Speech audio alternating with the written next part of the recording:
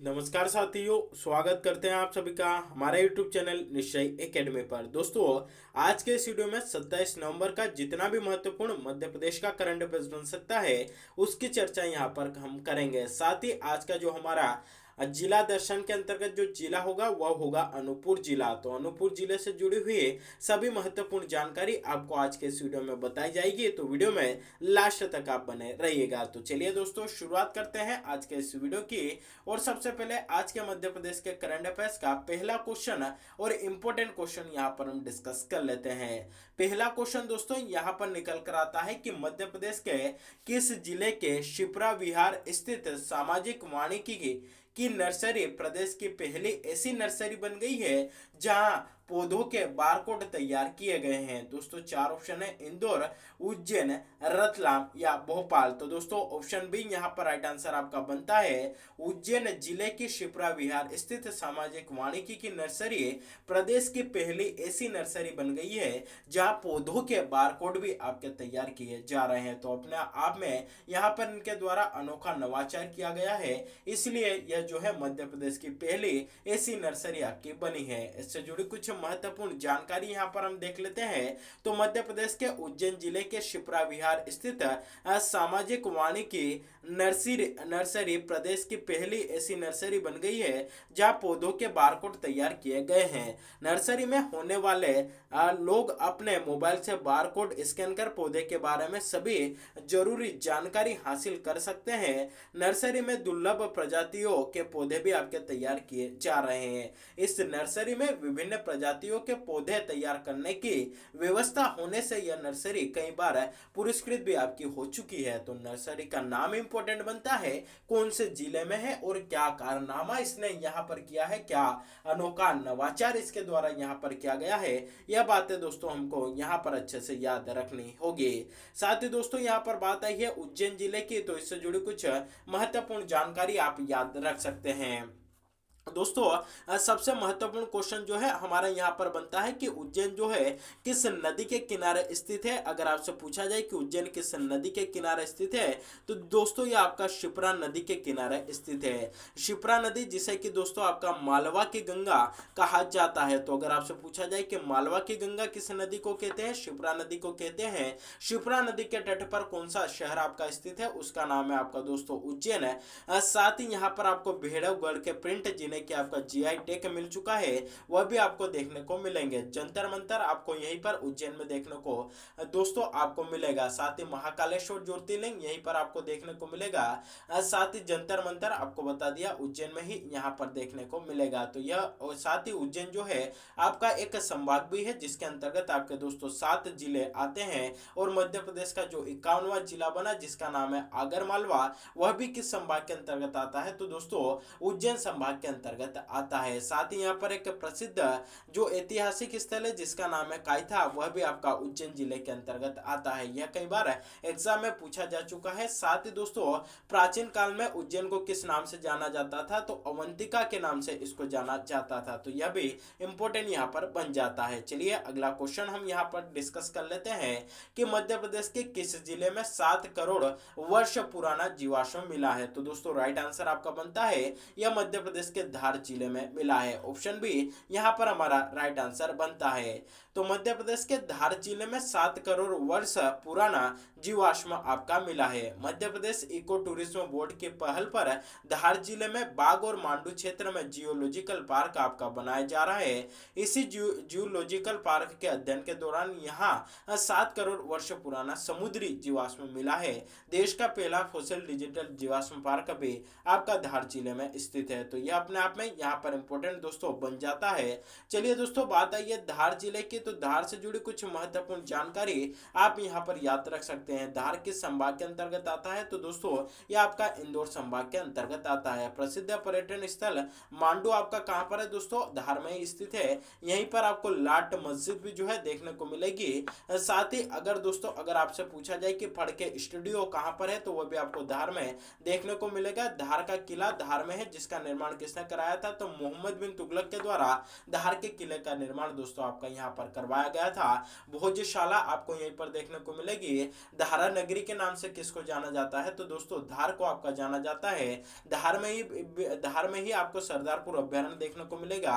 साथ ही महाई नदी का जो उद्गम है वह कहां से होता है, तो वह भी दोस्तों आपका धार जिले से होता है। यह अपने आप में यहाँ पर इंपॉर्टेंट क्वेश्चन बनता है। और कल के वीडियो में भी हमने एक शिल्पी के बारे में पढ़ा था, जिनका की रिवीजन हम आगे के जो क्वेश्चन है उनमें हम करने वाले हैं। उनका भी संबंध कहां से है, तो वह भी मध्य प्रदेश के धार जिले से बिलोंग करते हैं। चलिए दोस्तों अगला क्वेश्चन यहाँ पर हम डिस्कस कर लेते हैं कि भारतीय खाद्य संरक्षण एवं मानक प्राधिकरण द्वारा मध्य प्रदेश के किस रेलवे स्टेशन को 4 स्टार रेटिंग के साथ एट राइट स्टेशन के रूप में प्रमाणित किया गया, तो दोस्तों राइट आंसर आपका बनता है ऑप्शन बी जो है। यहाँ पर आप मान लीजिए, यहाँ पर आप जबलपुर कर लीजिए। जबलपुर रेलवे स्टेशन को हाल ही में जो है आपका एट राइट स्टेशन के रूप में यहाँ पर प्रमाणित किया गया है। इससे जुड़ी कुछ महत्वपूर्ण जानकारी यहाँ पर देख लेते हैं। तो भारतीय खाद्य संरक्षण एवं मानक प्राधिकरण द्वारा मध्य प्रदेश के जबलपुर रेलवे स्टेशन को 4 स्टार रेटिंग के साथ एट राइट स्टेशन के रूप में प्रमाणित किया गया है।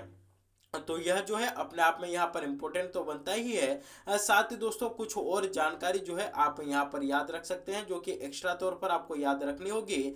वह है कि हाल ही में सिंगरौली रेलवे स्टेशन को एट राइट कैंपस का प्रमाण पत्र मिला है। भोपाल स्थित रानी कमलापति रेलवे स्टेशन को एट राइट कैंपस का प्रमाण पत्र आपका मिल चुका है।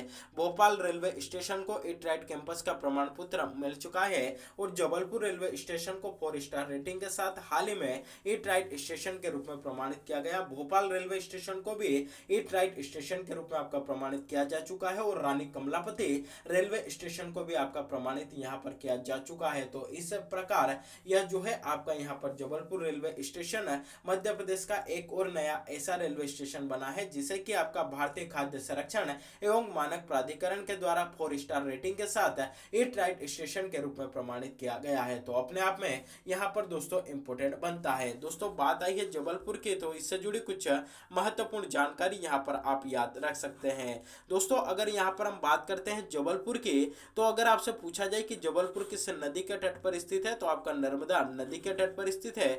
इसको मध्य प्रदेश की न्यायिक राजधानी के नाम से भी आपका जाना जाता है, क्योंकि मध्य प्रदेश का जो हाईकोर्ट है कहाँ पर स्थित है दोस्तों, आपका जबलपुर में ही स्थित है। साथ ही संगमरमर की नगरी के नाम से आपका किसको जाना जाता है, जबलपुर को जाना जाता है। मध्य प्रदेश की संस्कार धानी किसे कहा जाता है, तो दोस्तों आपका जबलपुर को ही कहा जाता है।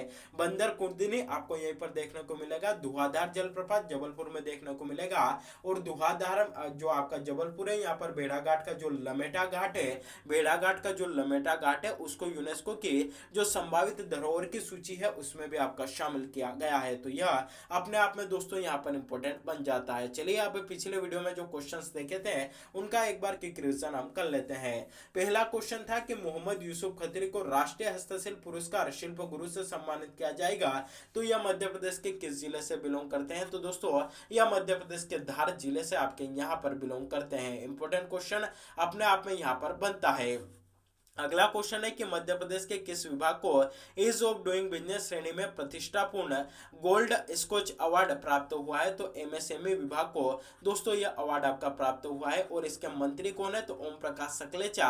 ओम प्रकाश सकलेचा जो है वर्तमान में इसके मंत्री है मध्य प्रदेश में। अगला क्वेश्चन दोस्तों यहाँ पर हम डिस्कस कर लेते हैं, वह है कि किस राज्य पर केंद्रित film the future ready state का हाल ही में प्रदर्शन किया गया, तो दोस्तों यह मध्य प्रदेश पर केंद्रित फिल्म है जिसका नाम है द फ्यूचर रेडी स्टेट। इसका जो है हाल ही में आपका क्या किया गया है, तो यहाँ पर प्रदर्शन किया गया है। प्रदर्शन कहां पर हुआ है, तो बेंगलुरु कर्नाटक में इसका प्रदर्शन हुआ है। चलिए दोस्तों जिला दर्शन सीरीज के अंतर्गत आज का जो जिला हम डिस्कस करने वाले हैं वह है हमारा अनूपपुर जिला। तो अनूपपुर जिले को आप मैप में देख सकते हैं दोस्तों, यह है आपका अनूपपुर जिला। इससे जुड़ी तमाम जानकारी यहाँ पर आपके साथ साझा करेंगे। चलिए कुछ एक एक जानकारी यहाँ पर हम डिस्कस कर लेते हैं। अगर सबसे पहले क्वेश्चन बने कि अनूपपुर अनूपपुर जिला किस संभाग के अंतर्गत आता है? तो दोस्तों यह मध्य प्रदेश के शहडोल संभाग के अंतर्गत आपका आता है। अनूपपुर जिले को 15 अगस्त 2003 को शहडोल जिले से अलग कर एक नया जिला बनाया गया, यानी कि जो शहर आपका अनूपपुर जिला है कब अस्तित्व में आया? 15 अगस्त 2003 को किस जिले से अलग करके बनाया गया? शहडोल जिले से अलग करके दोस्तों इसको बनाया गया था। अमरकंटक में नर्मदा, सोन एवं जोहिला नदी का जो उद्गम है आपका यहीं से होता है। यहीं पर नर्मदा मंदिर, सोनमुड़ा, कपिलधारा, दुग्धधारा, माई की बगिया आदि दर्शनीय स्थल आपको अनूपपुर में ही देखने को मिलेंगे। मध्य प्रदेश की जीवन रेखा जिसे आपका नर्मदा नदी को कहा जाता है उसका भी उद्गम अनूपपुर जिले की पुष्पराजगढ़ तहसील से दोस्तों आपका होता है। इसकी अगर कुल लंबाई की बात करें तो 1312 किलोमीटर इसकी कुल लंबाई है। 1077 किलोमीटर यह हमारे मध्य प्रदेश में बहती है। मध्य प्रदेश की सबसे लंबी नदी है, भारत के 5वीं सबसे बड़ी नदी है और मध्य प्रदेश सरकार के द्वारा इसे वर्ष 2017 में जीवित नदी का दर्जा भी आपका यहाँ पर दिया गया।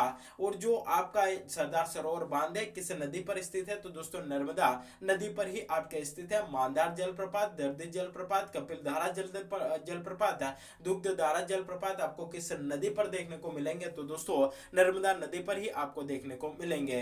यहीं पर नर्मदा नदी प्रसिद्ध कपिलधारा और दुग्धधारा जलप्रपात का निर्माण करती है, यानी कि अनूपपुर जिले में इसका निर्माण होता है। अनूपपुर जिले में स्थित अमरकंटक की पहाड़ी पर नागपुर के भोसले राजाओं ने नर्मदा मंदिर का निर्माण करवाया तथा रीवा के बघेल राजा गुलाब सिंह द्वारा परिक्रमा स्थल निर्मित करवाया गया था। नर्मदा मंदिर 20 मंदिरों का समूह है जो नर्मदा जी के प्रांगण में स्थित है। अब इन मंदिरों के समूह को भारतीय पुरातत्व विभाग ने संरक्षित घोषित किया है। ग्राम पंचायत प्रशिक्षण संस्थान अनूपपुर जिले के अमरकंटक में आपका स्थित है। अमरकंटक अचानकमार जैव आरक्षित क्षेत्र मध्य प्रदेश का नवीनतम जैव आरक्षित क्षेत्र है।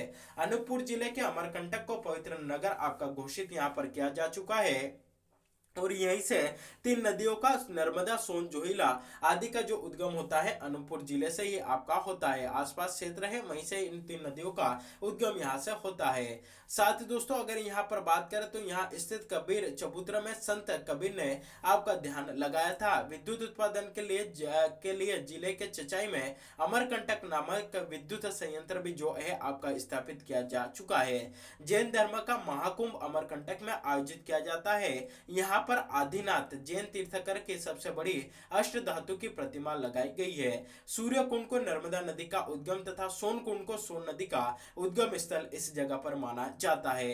अमलाई एमए एशिया का सबसे बड़ा ओरिएंटल पेपर मिल कारखाना भी जो है आपका दोस्तों स्थित है। तो यह भी एग्जाम में कई बार क्वेश्चन पूछा जा चुका है। साथ ही अमलाई स्थित इस कारखाने में पुस्तक छापने का कागज भी आपका तैयार किया गया है। लास्ट फैक्ट जो कि अनूपपुर जिले से आपका जुड़ा हुआ है, बहुत ही इंपॉर्टेंट फैक्ट है कि मध्य प्रदेश के अनूपपुर जिले में देश के पहले इंदिरा गांधी राष्ट्रीय जनजाति विश्वविद्यालय की स्थापना 2008 में आपकी की गई थी और यह मध्य प्रदेश का दूसरा केंद्रीय विश्वविद्यालय था। मध्य प्रदेश में 2 ही केंद्रीय विश्वविद्यालय है। पहला है सागर डॉक्टर हरि सिंह गौर यूनिवर्सिटी जो कि सागर में है, 1946 में स्थापना होती है और दूसरा है इंदिरा गांधी राष्ट्रीय जनजाति विश्वविद्यालय, इसकी स्थापना 2008 में मध्य प्रदेश के अनूपपुर जिले में की जाती है। तो यह भी अपने आप में यहाँ पर इंपॉर्टेंट बनता है। चलिए दोस्तों अब पिछले वीडियो में जो क्वेश्चन पूछा गया था उसको डिस्कस कर लेते हैं। किन लोगों ने राइट आंसर दिया गया उसकी भी चर्चा यहाँ पर कर लेते हैं। क्वेश्चन था कि मध्य प्रदेश की पूर्व से पश्चिम में लंबाई आपकी कितनी है? तो दोस्तों इसका जो राइट आंसर आपका बनता है वह बनता है ऑप्शन है 870 किलोमीटर मध्य प्रदेश के पश्चिम से पूर्व में आपकी लंबाई है। तो यह अपने आप में यहाँ पर इंपॉर्टेंट बनता है। किन लोगों ने राइट आंसर दिया है तो वह भी यहाँ पर डिस्कस कर लेते हैं। तो विशाल यहाँ पर जो है विशाल अटल पान सिंह इनके द्वारा जो है आपका यहाँ पर राइट आंसर दिया गया है। विशाल तपन सिंह इनके द्वारा राइट आंसर यहाँ पर दिया गया है।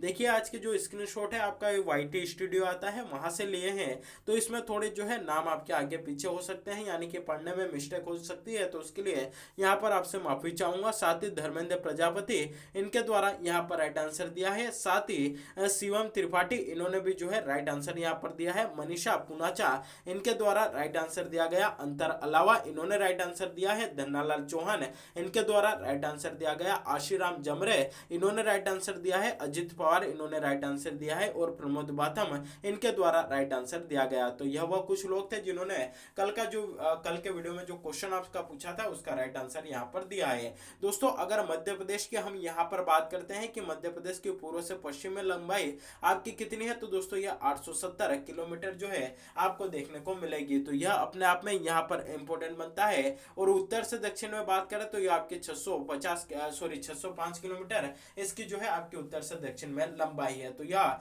इंपॉर्टेंट यहाँ पर बनता है। चलिए आज का क्वेश्चन जिसका जवाब आपको हमें कमेंट करके बताना है कि मध्य प्रदेश की एकमात्र खेल पत्रिका खेल हलचल के नाम से कहां से प्रकाशित की जाती है? भोपाल, रीवा, जबलपुर या इंदौर। तो दोस्तों इसका जो भी राइट आंसर हो, जो भी सही जवाब हो, आप सभी को हमें यहाँ पर कमेंट करके बताना है। तो दोस्तों यह था हमारे आज के मध्य प्रदेश के करंट अफेयर्स का सेशन। वीडियो अच्छा लगा हो तो वीडियो को अधिक से अधिक लोगों तक शेयर करिएगा, वीडियो को लाइक करिएगा। चैनल पर पहली बार विजिट कर रहे हैं तो चैनल को सब्सक्राइब भी जरूर करिएगा और बेल नोटिफिकेशन को प्रेस करके रखिएगा ताकि जब भी वीडियो अपलोड हो इसकी नोटिफिकेशन सबसे पहले आप तक पहुंच सके और आप इसका लाभ उठा सके। तो आज के लिए बस इतना ही, मिलते हैं अगले वीडियो में, तब तक के लिए जय हिंद।